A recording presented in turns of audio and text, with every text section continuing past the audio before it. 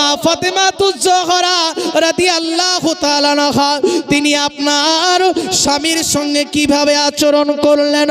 3 দিন আপনার মক্কার অলিগলি ঘুরে বেড়ায়, এইদিকে তার 2টি সন্তান ইমামে হাসান হুসাইন ক্ষুধায় ক্ষুধার্ত হয়ে বলে, মা গো আমি তো বড় ক্ষুধার্ত মা, কিছু বাড়িতে খাবার থাকলে আমাকে একবার দাও গো মা। ওই সময় মা ফাতেমা বলল, বেটা রে তোমার আব্বা জানো ওই মদিনা মক্কা গিয়েছে, খাবারের ব্যবস্থা করার জন্য তোমরা একটু বাইরে থেকে খেলে এসো, খাবারের ব্যবস্থা আমি ফাতেমা করতেছি। জোরে বলুন সুবহানাল্লাহ। ইমাম হাসান হোসেনকে বুঝিয়ে বুঝিয়ে রাখে, কিন্তু বাচ্চা ছেলে কদিন থাকবে বাবা। আলী মুর্তজা আপনার কোনো কাজ পাই না, বাড়িতে আপনার চলে আসলেন। আসার পরে দেখুন স্ত্রী আপনার কি রকম ব্যবহার করছেন। স্বামীকে বলে, স্বামী গো আপনি খাবার না পেয়েছেন, কোনো কাজ না পেয়েছেন তো কি হয়েছে?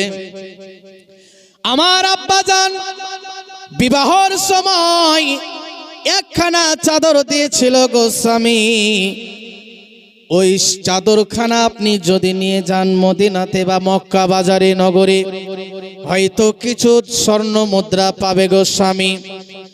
ওই চাদরখানাকে আপনি বিক্রয় করে আসুন, আসার পরে কিছু খাবারের ব্যবস্থা করুন গো স্বামী। আপনার চোখে যদি জল আসে আমি ফাতেমা সহ্য করতে পারি না। জোরে বলুন সুবহানাল্লাহ। হযরতে আলী মুর্তজা দেরি করলেন না, বলে বিবি গো আর দেরি করব না, দাও দাও দাও ওই চাদরখানা দাও, যদি কেউ নিতে চায় আমি দিয়ে কিছু স্বর্ণ মুদ্রা আনব। আলী মুর্তজা নবী মুস্তাফার দেওয়া আপনার চাদরখানা নিয়ে চলে গেলেন। ওই চাদরখানা বিক্রয় করবেন, বাজারে বাজারে ঘুরে ঘুরে ঘুরে অনেক কষ্ট করে আপনার কারো কাছে 6টি দিরহাম দিয়ে 6টা স্বর্ণ মুদ্রা দিয়ে আপনার চাদরখানা বিক্রয় করলেন। ওই টাকা দিয়ে আপনার হয়তো কিছু খাবারের ব্যবস্থা হতো।